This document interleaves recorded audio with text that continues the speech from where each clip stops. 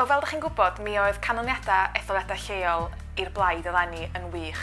Mi gawson ni dros 30 o gynghorwyr newydd, a rheini mewn ardaloedd fel Aberconwy, Ceredigion, Ynys Môn.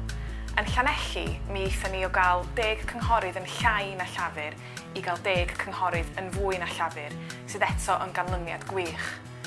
Gyda'n ymgyrchwyr brwd, gyda'n ymgeiswyr da, cry, fod ni mewn sefyllfa wych rwan i fod yn anelu a thargedu y seddi hynny ar gyfer etholiadau San Steffan. A'r bwriad wrth gwrs ydy yn bod ni'n gallu gyrru tîm cryfach nag erioed o'r blaen ar ran y Plaid ac ar ran Cymru dros Glawddoffa i San Steffan. Mae'r rhaid felly i ni fod yn gwario mwy o arian nag erioed o'r blaen ar yr etholiadau yma i sicrhau cynnydd ac i sicrhau llwyddiant. Enghraifft, mi all 10 punt brynu 10 poster gardd, mi all 100 punt brynu 2,000 o daflenni lliwgar, a mi all 1,500 o bunna brynu byrddar ddangos. Pob ceiniog da chi'n rhoi i'r ymgyrch yma yn cael ei glisnodi a'i wario ar ymgyrch etholiadau San Steffan.